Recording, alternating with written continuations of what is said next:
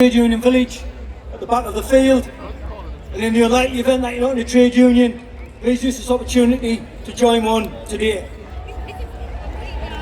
I welcome our guest speakers and invited guests and ask that you afford them the warmest of Durham welcomes, including our friends from the Australian miners, workers from Industrial Europe and the delegation from Palestine.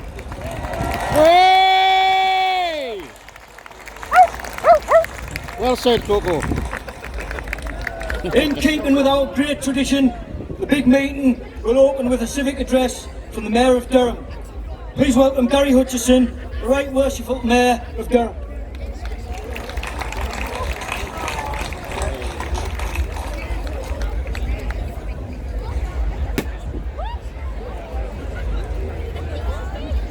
Honoured guests, hello everyone. I am Councillor Gary Hutchinson, the Mayor of Durham. It's my honour to welcome you to this, the 139th Durham Miners Gala. Words cannot fully express the emotion that I feel today. I'm greatly honoured to have this opportunity to play an active part in this historic event. I'm truly moved to see so many people once again here today. Sounds like he's buzzing, right, doesn't he? As Mayor of this wonderful city, I welcome you, one and all, whether you live in or around the city or have travelled from much further afield. Welcome to the land of the black gold, coal. To the platform party, my fellow mayor speakers, I extend a warm welcome to the land of the Prince Bishops, which we all know so well as Durham. Many generations of northeastern families have come over the years to the Miners Gala, where they meet new friends and renew old acquaintances. This year should be no exception. I think it's used ChatGPT. Like I have said, it's a great honour to be stood here today, not just as a mayor, but as a pitman's son. My father worked at Boburn Pit, while my mother in the pit canteen all those years ago. The last few years I've carried the Boburn banner in and out on Gala Day, but I've also helped with fundraising, but not just Boburn, also Coxoe, Kelloe, Quarren Hill too. This year is another special time, as I've also helped fund the new Tersdale Mechanics banner. After this speech, I will have to leave you all to accompany local bands and banners to our magnificent cathedral for a fantastic service which will witness the blessing of the banners. This year, Bear Park, Thornley and Tersdale banners have the honour. Perhaps some of you will join me and support the dedicated musicians and followers that will come here to help us remember the commitment of all those people involved in the once traditional industry of the coal mining here and throughout the world. Before I finish, I would like to congratulate and thank all of the organisers of today's event for all of the hard work and show your appreciation for everything that's been done. So well done to everybody on here today as well. I bid you all a heartfelt welcome to Durham, and I hope that you enjoy your day at this, the 139th Durham Miners Gala.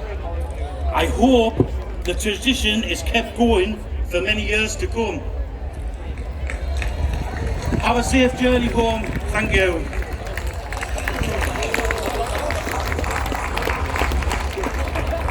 Thank you, Gary, for your kind words and for your support. I'm sure you'll enjoy the miners' service in Durham Cathedral. The big meeting is steeped in our traditions. Brass bands are an integral part of mining and working class culture. Before our main speakers address you, we'll listen to the miners' hymn, Gresford. Stand if you're able, whilst Fishburn Colliery Band, supported by young musicians from across the Durham coalfield, as they play the miners' hymn. And at this time, we remember those who we've lost in the Durham coalfield. My foot's on the floor. What? Wow.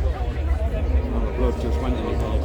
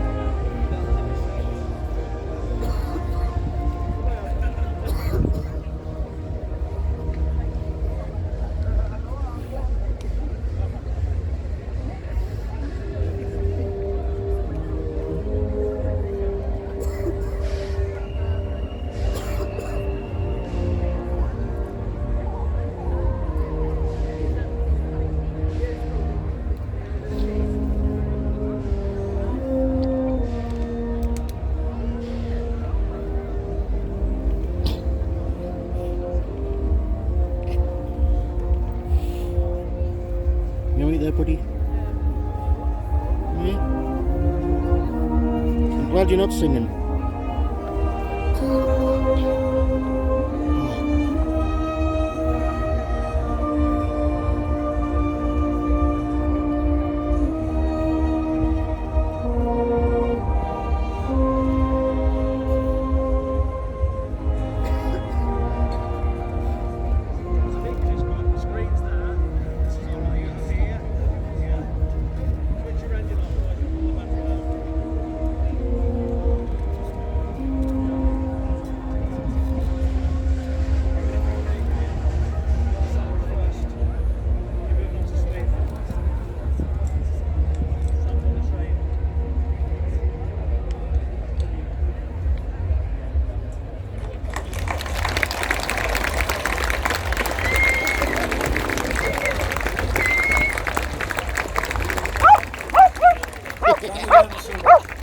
Demonstrate how much talent we have in the northeast.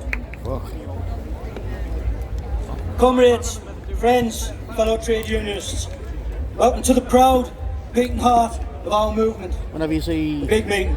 on my Facebook, Today we Stephen don't Guy just march in the memory of past adding a struggles, comment on my stuff, that's we it. march with a purpose.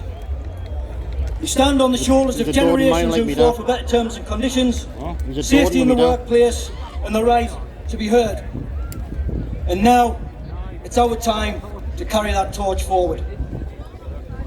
And whilst the Employment Rights Bill is to be welcomed, it still leaves working people exposed, unprotected and unheard. The government's roadmap has also too much delay built in.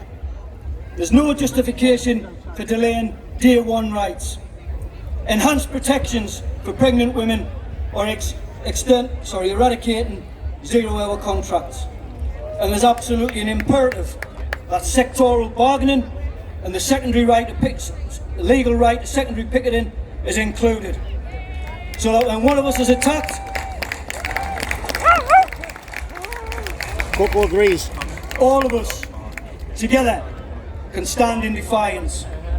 Because an injury to one is an injury to all. Yeah, the This shades- government shades must moving do around. more now.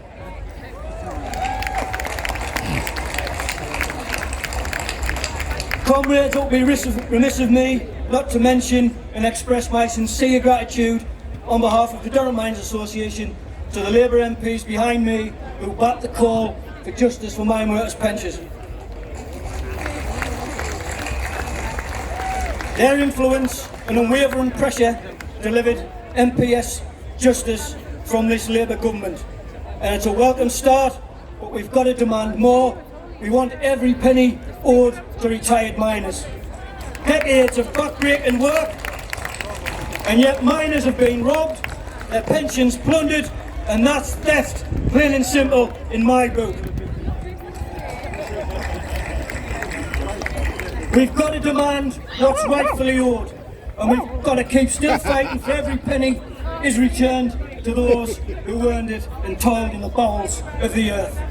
Similarly, this government must address the injustices, the sacked miners, the victimised miners and the women who were arrested in 84-85 on the picket lines.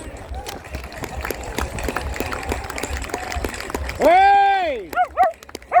And of course, that includes our comrades at Orgreave. Justice delayed is justice denied, and we must not forget the sacrifice our comrades made in the past. Friends, I know. we live in turbulent times, home and abroad. No, it's The true. rise of political parties No, on the it's right true. across the world is deeply, deeply concerning. From Farage to Trump to Netanyahu, we've got tyrants vying for power or occupying positions of power. With their sort in power, we're at risk of losing our rights in the workplace, our pensions, our jobs, and in the case of our brothers and sisters in Palestine, land, lives and their existence. Hey! Coco agrees. This platform and the unions here present today Yes. have got a proud history of fighting oppression. Durham miners fought fascism across Europe and we fought the horrendous apartheid regime in South Africa. That's why, Yep. and that is why, when we hear elected Tory or reform politicians suggesting this big meeting has no relevance and should be confined to the history books, well, our message is loud and clear, pal. We're still here. We'll be here. Yes!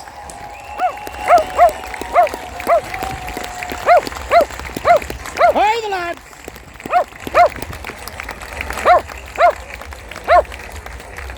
And the lasses, of course. And we'll certainly And not everything, allow and everything else.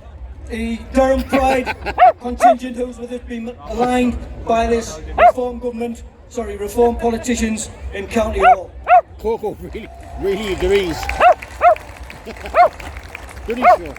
Our friends in lesbian and gay support the miners and Durham Pride proudly joined and marched with the Sherburn Collieries Banner Group this morning, and they're represented on this platform this afternoon.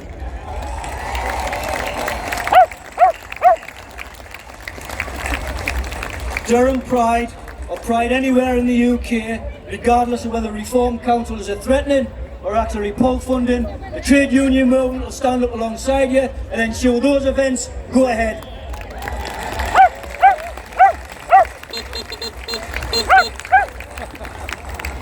Friends, as suggested earlier, it's our time now to step up and carry the torch forward. I think it's time to listen to our seven guest speakers, who I'm sure will set out their commitment to doing just that. Thank you, and together we'll march on.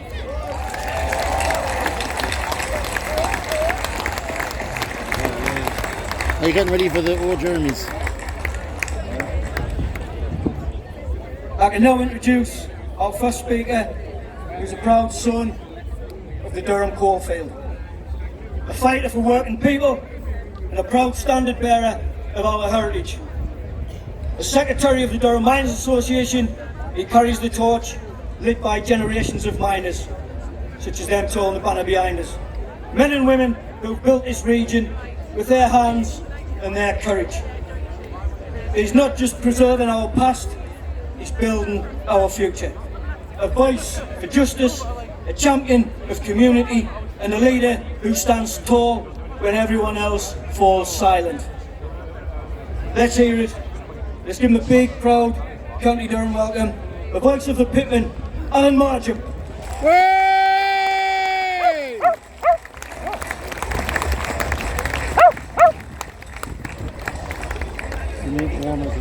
Comrades, friends, it's absolutely marvellous to see such a massive crowd here today in Durham. Certainly a lot better weather-wise than it was this time last year.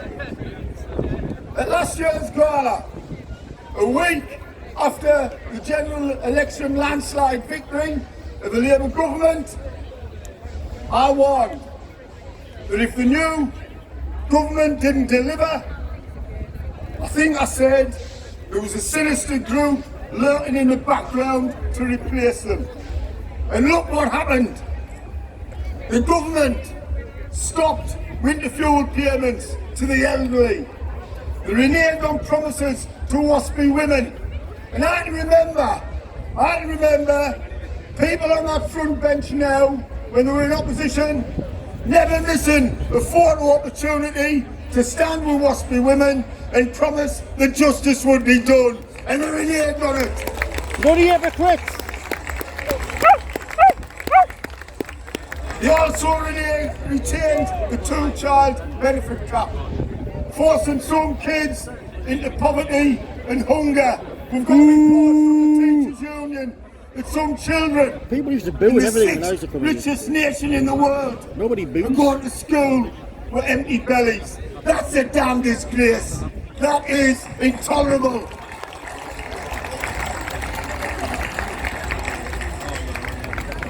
The result in Durham and other parts of the country was that we've got councils now run by Reform.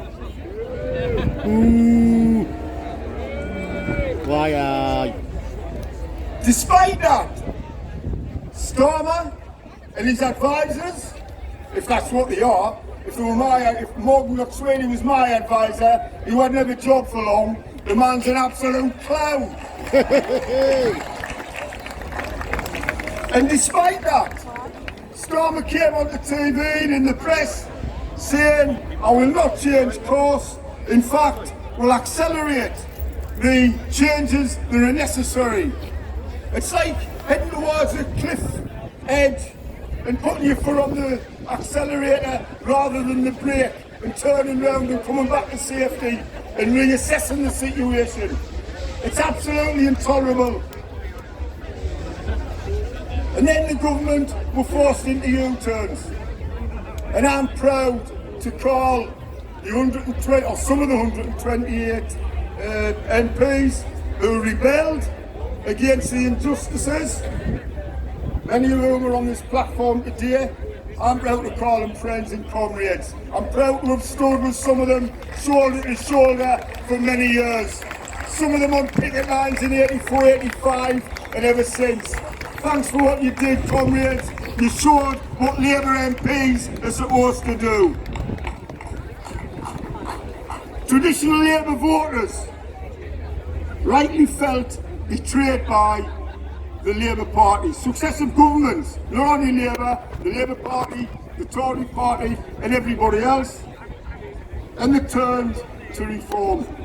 And the DMA issued a statement, a factual statement about why we oppose reform. We even had one in particular crying and saying, There's a why police aren't drone. we as elected members invited The to the police drone gala? up Why would we invite them? They stand against every principle that Above we the stand stage, a for. police- They'll never be invited by the Durham Miners Association. Yes! Never.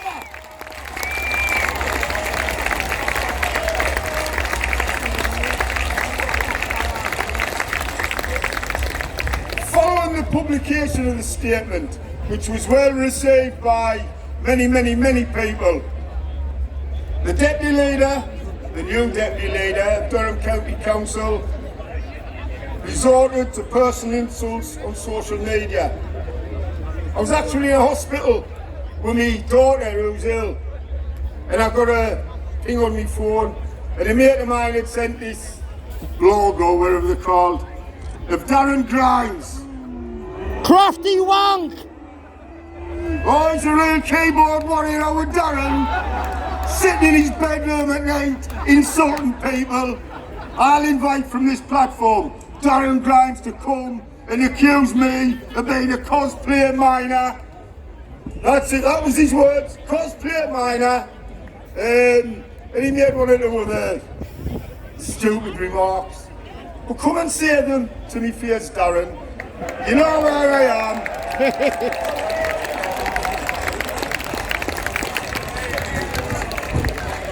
He actually lied to people in his constituencies, in our communities who'd voted reform, saying they weren't welcome by the DMA to Durham. That is a blatant lie. The man is a liar, and I'm calling him out now in front of you all. We never ever banned anybody, nor is it our intention to do so. I reiterate, we will never ever invite reform councillors onto the platforms and marching if they want. That's their prerogative. That's democracy. That's what we stand for. Unlike them, he wants to check some of Farage's statements before he starts talking about his democratic rights. Right. When he calls a cosplayer mine, I'd never heard the word before, to be honest. And I had to check me 15-year-old grandson said, well, why don't you look it up on Google? I says, well, can you do that for us? It's easier for you. He asserted that he was hurt by not being invited. He then went on in another little tantrum, which he tends to have, and described the gala as a jamboree, an historical reenactment. Well, it's some jamboree, Darren. You'll never address a crowd as big as this.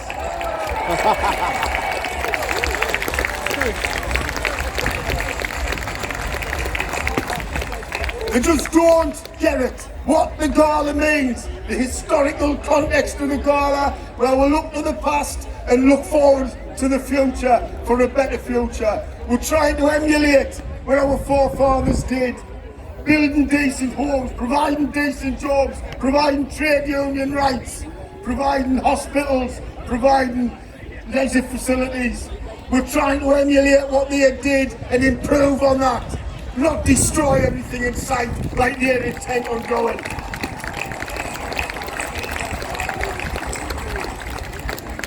And I've got a word of advice for Darren Grimes.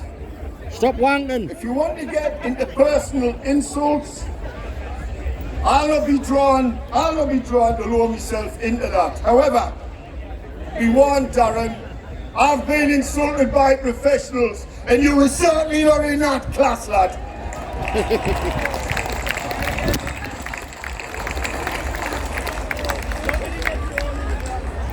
He's a bit of an expert, apparently, with social media. And I've seen some of the racist bile posing the question, since when did one was invite foreigners to address the gala? It's supposed to be about minors. Come here, Google. And the gala is being infiltrated by loony lefties. I'm proud to be a loony lefty. Hey! Up your hoop! I've been a right-wing fascist, that's for certain.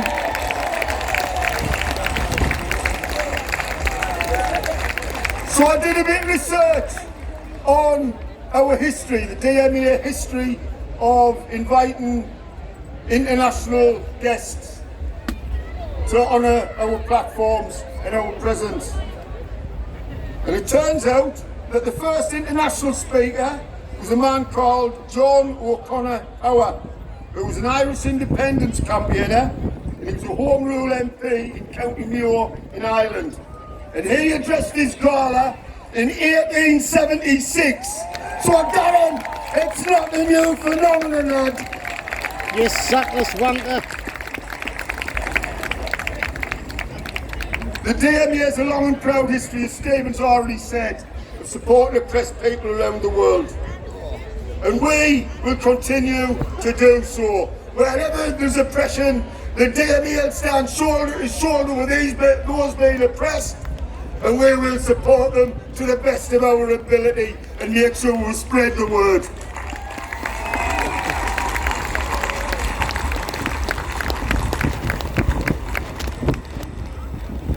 As regards the current political state, we, as the National Union of Mine Workers and as the Durham Miners Association, have some matters which are outstanding. Yes, part of the pension debacle has been solved. The 1.5 billion from the investment fund has been returned to miners, which was very welcome.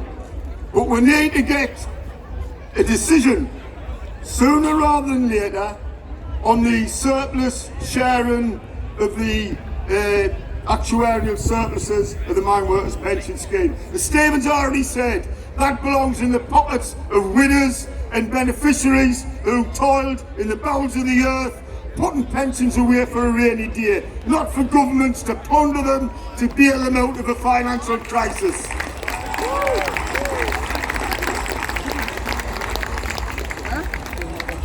And we demand a pardon for all the miners sacked, well, first of all the ones arrested during the strike, and follow our comrades and friends in Scotland. And we want a pardon for all the miners who were sacked in the 84-85 dispute. It's an absolute travesty of justice what happened to them lads. Sacked for being on strike, sacked for fighting for the jobs, sacked for fighting for the communities. They need our support now, 40 odd years on. There's too much time gone. Chris Peace, from our comrade from the Orgreave Truth and Justice Campaign, will mention Orgreave and give a detailed account of what it was and where we're at with that particular campaign. And all power to their elbows. Those lads brutally beaten by a vicious police state. And then Northumbria Police Force decide for some reason 41 years later to destroy all records pertaining to the miners' strike in 84-85. We want to know who gave the order, why did they give the order after all this time? And don't tell me it's because of lack of space. You found the space for 41 years. Another year or two on the verge of an inquiry into Orgreave wouldn't have mattered a damn. Who's got something to hide? Please answer the questions. We want compensation for the WASPI women who were robbed of their pensions. Women of an age who worked all their lives, were planning for retirement, and then have it brutally snatched away by an uncaring government. We want that money returned to those women and compensation paid to them. And don't tell me there isn't any money. If you can find billions of pounds, if any government can find billions of pounds for weapons of mass destruction and annihilation and murder, we can find the money to give people in the sixth richest economy in the world a decent existence, a decent life.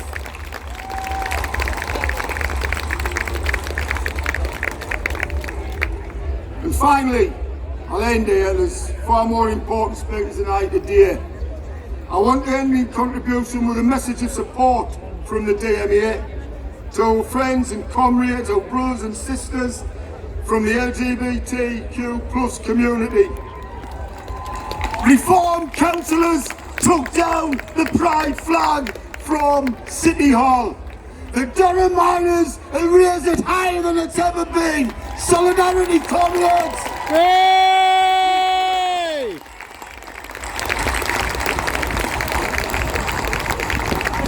Thank you, Alan. Forthright as ever. Friends, it's a real honour to welcome to the platform a lifelong champion of workers' rights, solidarity and social justice. He's dedicated his life to the trade union movement, and from his early days as a firefighter, he rose through the ranks of the FBU to become General Secretary, where he led with passion, principle and fierce commitment to defending frontline workers and our public services.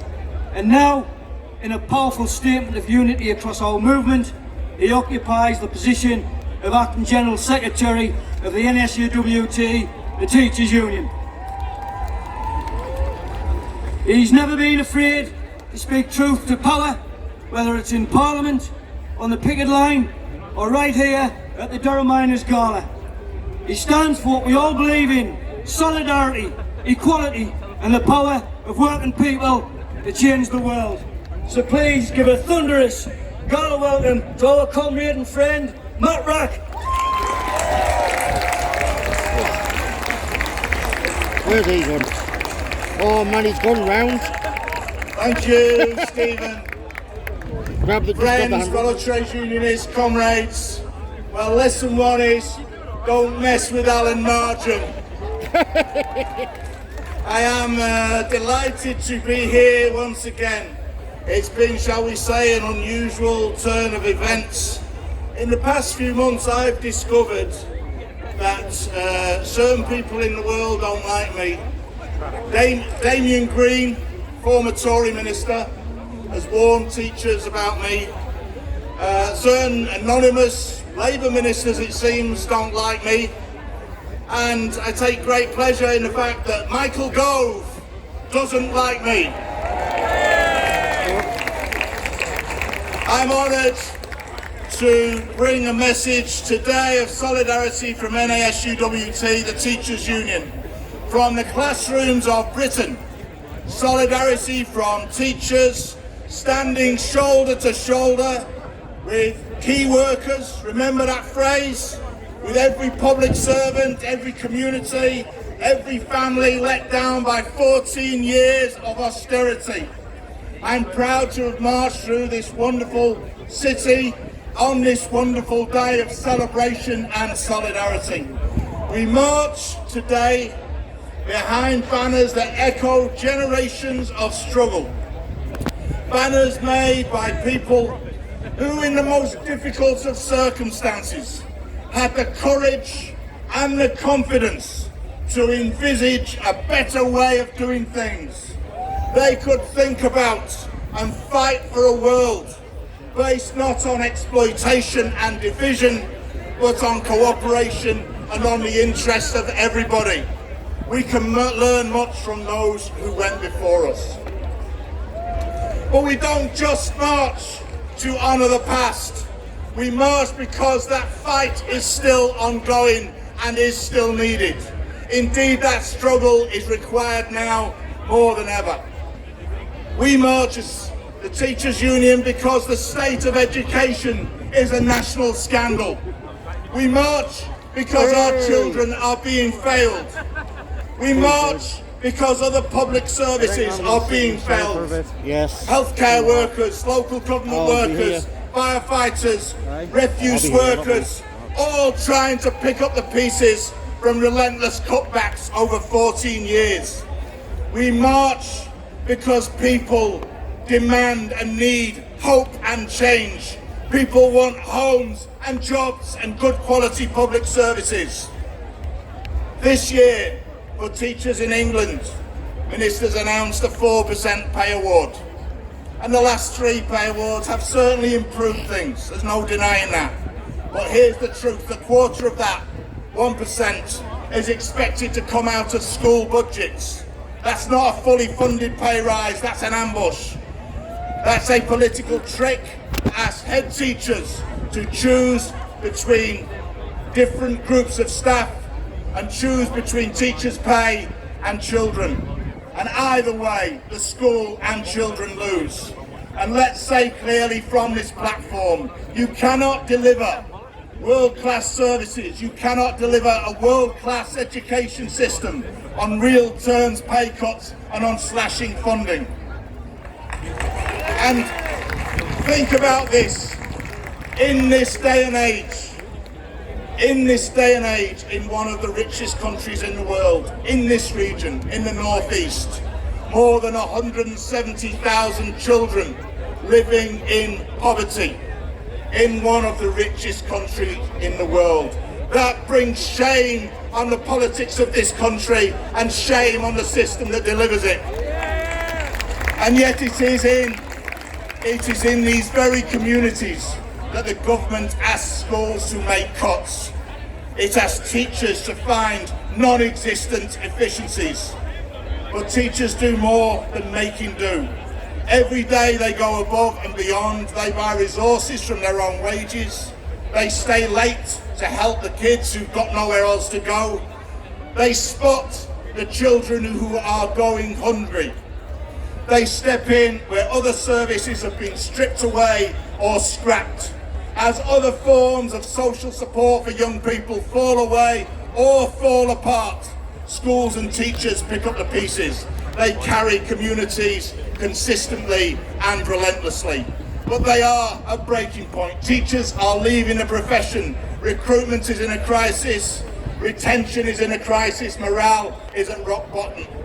And make no mistake, when teachers go, children and communities pay the price. Because while they plead poverty, the limited resources that are going into education, there are still people making a profit out of that. Chief executives of multi-academy trusts on £500,000 a year, and they tell us there's no money. Teacher supply agencies making £300 million in profit, and they tell us there's no money.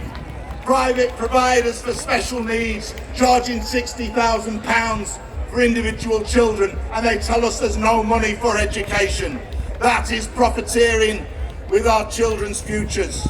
These individuals and organisations are ripping off schools, ripping off communities and ripping off the taxpayer. And we say enough is enough. And last year, and Alan commented on it, last year people voted for change. They voted for an end to austerity.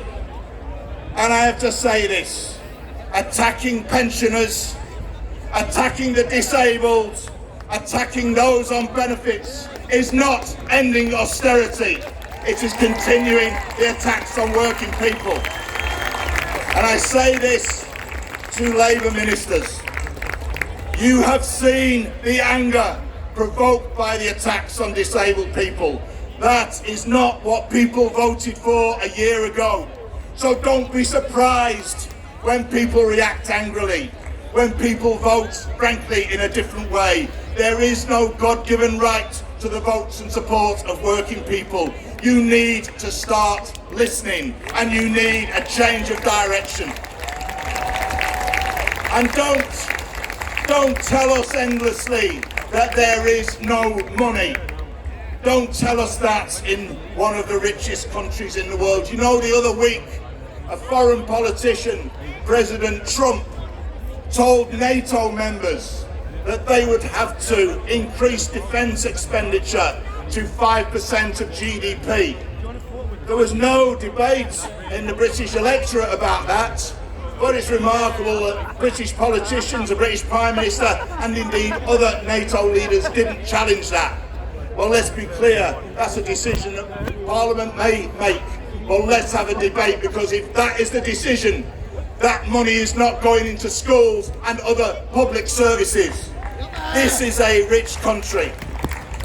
And let's remember that some people, some sections of society have done very well in the years since the financial crisis of 2007. And people are sick to death of being told to tighten their belts. Enough cuts, enough outsourcing, enough expecting public sector workers to plug the holes and the gaps. So today from this platform, we say, teachers say we won't be pitted against nurses or firefighters or rail workers or civil servants. We all face the same struggle, and together we can provide the answer. Let's be clear, we don't beg, we don't apologise for wanting decent wages and good quality pensions. We reject the race to the bottom. We don't apologise for demanding safe staffing levels to enable us to do our jobs effectively and professionally. We've demanded, we've organised, we've fought, and we can, and we will win. From the picket line to the front line, from pit villages to primary schools, our strength has always been in each other and in solidarity. So I say this to every worker, every trade unionist, to parents, to teachers: stand with us, speak with us, organise with us, march with us, because a better future is possible if we organise for it. We have the power in our hands. If we stand together, we can indeed change the world, and let's do it.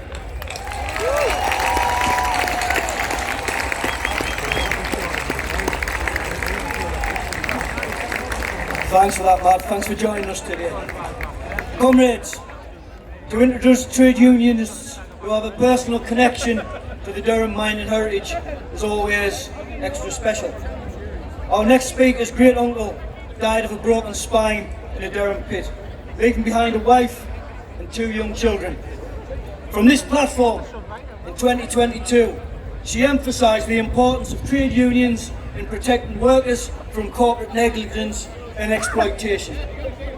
She called for a return to the core mission of unions, building industrial and political power in every workplace. Her leadership has been marked by a focus of direct action to achieve better outcomes for workers in many, many sectors. Her participation in the gala highlights the enduring relevance of trade unions across multiple sectors by delivering success in 80% of the disputes of her union. She's General Secretary of my union. Let's give a traditional gala welcome to Sharon Graham, General Secretary of United Union. Thank you everybody, friends. I'm proud to be here again in Durham, in the heart of the industrial north, in the coalface of the first industrial revolution. And I bring with me today greetings from over 800 Unite reps who attended the Parliament announcement of our union just last week, Unite's policy conference, where they represented over 1 million workers in Britain. And friends, our union has a proud history of internationalism. And at our conference last week, our union once again declared the total support for the Palestinian people. Hey! And friends, let's be really clear here today in Durham. What is happening in Gaza is genocide. Pure and simple. A war crime. No ifs, no buts. Let's call it what it is. So let me say today what I've said many times before. Any member of Unite who wants to take action or refuses to handle goods destined for Israel, Unite will support you.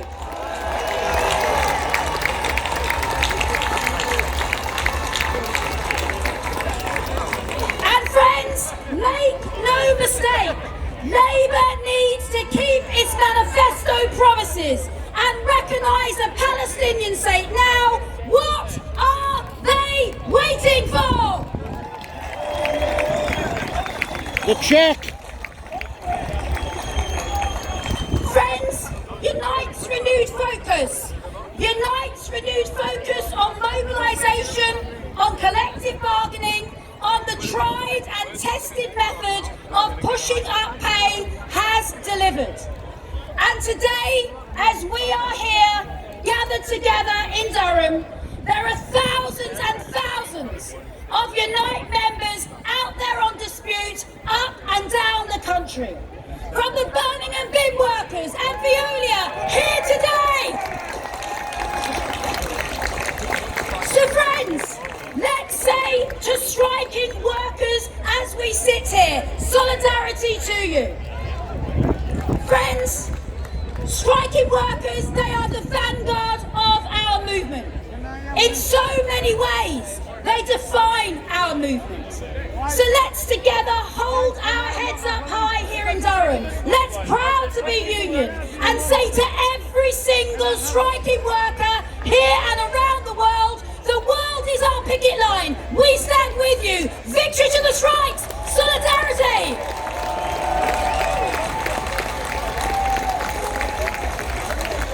And friends, it's from that very act of resistance, it's from that very act of resistance that trade unions emerge. Action at our point of power. The real place of power for the working class, the workplace.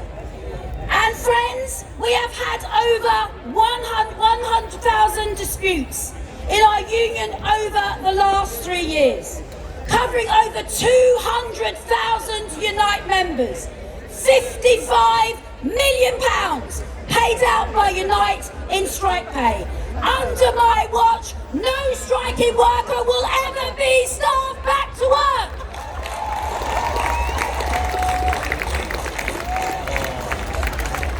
And friends, look at those workers in Birmingham City Council, those men and women taking part and taking on not just their council, but also government-backed commissioners who are blocking the deal for these workers.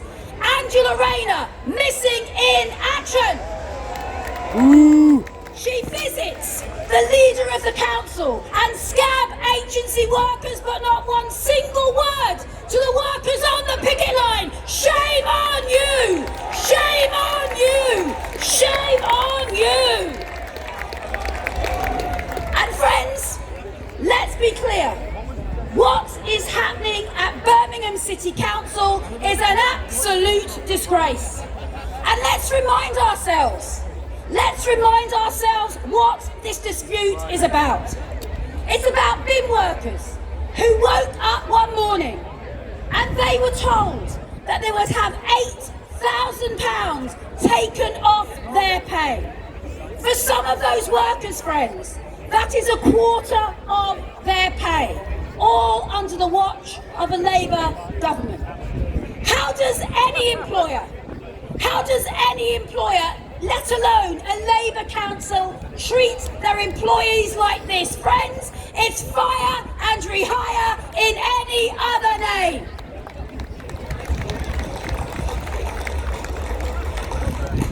And friends, some in Labour have said to me, some in the government have said to me, why are you attacking a Labour council? Why are you attacking a Labour government? And I say to them very clearly, because they are attacking workers.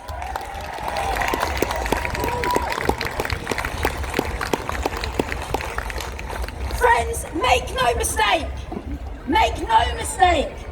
if we stand back and we do not fight what is happening at Birmingham City Council, it will spread to council after council, workers paying the price for council debt. So let's stand with our Birmingham bin workers today, our Veolia workers today, and say loud and clear, if you are a hostile employer, expect us to come for you, no matter the colour of your rosette. And we say to Labour, make the right choice in Birmingham and show workers whose side you are on.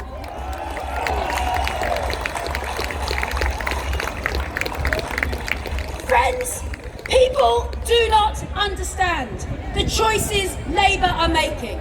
I do not understand how a Labour government could have cut the winter fuel allowance for pensioners, cut benefits for the disabled, and leave the super rich totally untouched.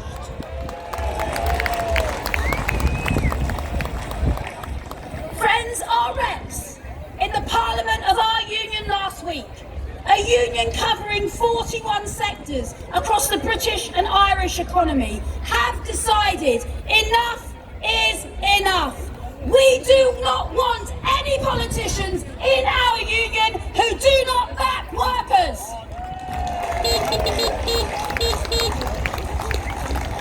And we say to those politicians, if you are a councillor who wants our money, you have to back workers. If you are an MP looking for support, you must be on our picket lines. And if you are a government that stands by and allows workers to be attacked, we will push you back.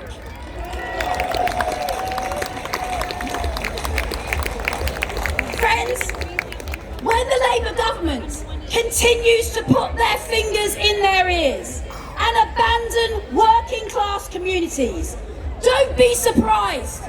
Don't be surprised when you do that Unite reps have voted to review our relationship with Labour. It will be Unite members that decide. I cannot believe that they are surprised when they abandon working class communities. What do they expect workers to do? And if we leave, we will forge a near vehicle for our class, a strong independent workers' union, a union that follows its own path, an authentic voice for the working class of the working class. 1 minute. And friends, most of all, a union that understands that left politics without industrial organisation is a cause without a class. So friends, this is our mission. This is our moment. This is our moment. Let's lift up our heads as well as our banners. Be proud to be union.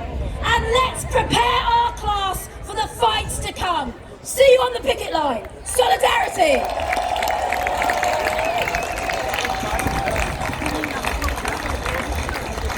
Thank you, Sharon, and the very best of luck to the Birmingham strikers.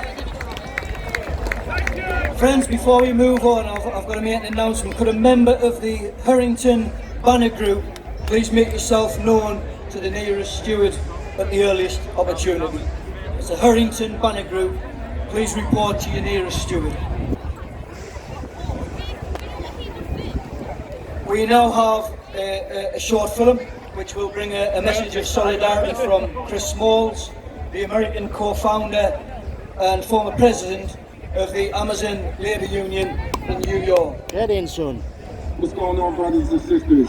This is Chris Smallhouse, the founder of the Amazon Labor Union, the first union in American history for Amazon workers representing Staten Island, New York City.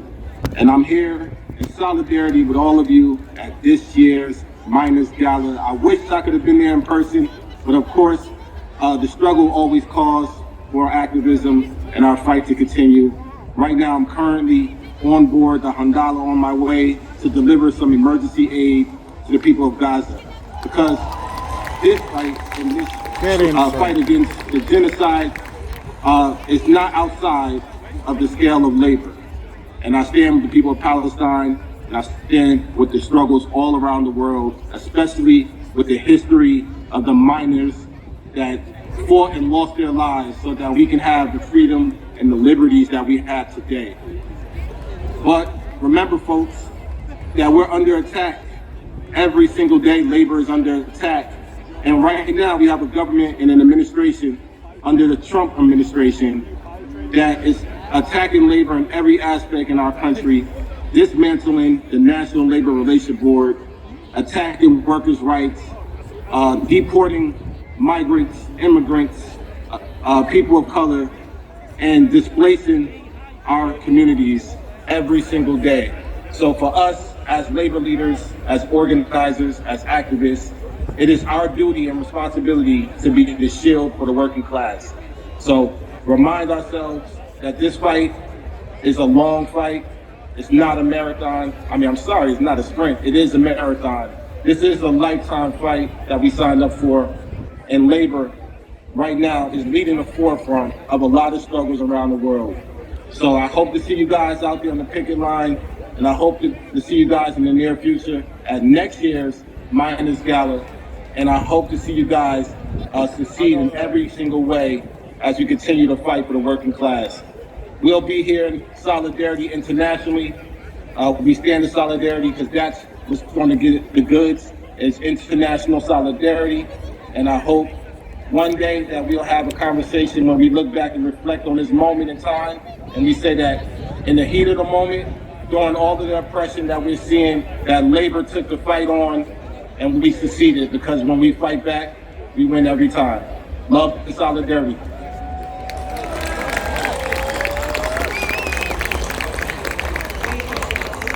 And that film just reinforces the point our Secretary made earlier, Alan, about the importance of international solidarity and why we still have outwardly looked out internationally. In fact, we've got an Amazon plant 3 miles from here. So here we have one in New York.